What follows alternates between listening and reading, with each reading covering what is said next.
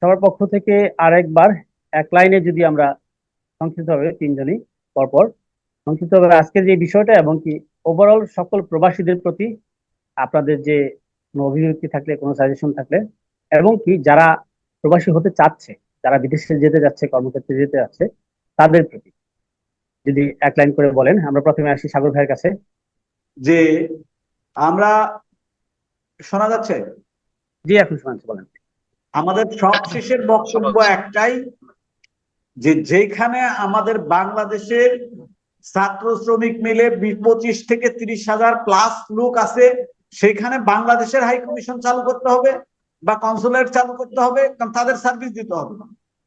পাশাপাশি আপনারা জানেন যে গত কিছুদিন আগে আমাদের শিক্ষা উপদেষ্টা এবং অর্থ পরিকল্পনা উপদেষ্টা ওয়াহিদুদ্দিন মাহমুদ একটা কথা বলেছেন, বাংলাদেশ খুব দ্রুতই অর্থনৈতিক সংকটে পড়তে যাচ্ছে। তো আমরা যদি এই বিষয়টাকে শ্রীলঙ্কার সাথে কম্পেয়ার করি, তাহলে আমরা দেখি যে শ্রীলঙ্কা এই দেউলিয়া হয়ে যাওয়ার পরে দ্রুত শ্রীলঙ্কা গভর্নমেন্ট সিদ্ধান্ত নিল যে যে কোনো ভাবে শ্রমিক বিদেশে দ্রুত যাও, রেমিটেন্সের ব্যবস্থা করো। তারা ব্যাপকভাবে বিদেশে শ্রমিক রপ্তানি করে, বিদেশে শ্রমিক যাওয়ার পদ্ধতি সহজ করে দেয়। 2 বছরের মধ্যে তারা কিন্তু ঘুরে দাঁড়িয়েছে।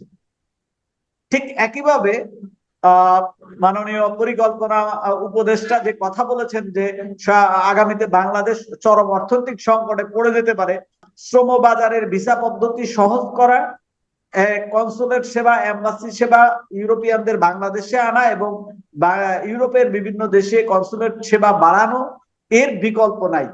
সুতরাং আমরা জানি যে গণপ্রজাতন্ত্রী বাংলাদেশ সরকারের বর্তমান প্রধান উপদেষ্টা, উনি নোবেল লরিয়েট, ওনার ইউরোপের বিভিন্ন দেশের সরকার প্রধানদের সাথে এক ধরনের যোগাযোগ আছেন বা একটা ভালো সব মানে পজিটিভ পরিচিতি আছে।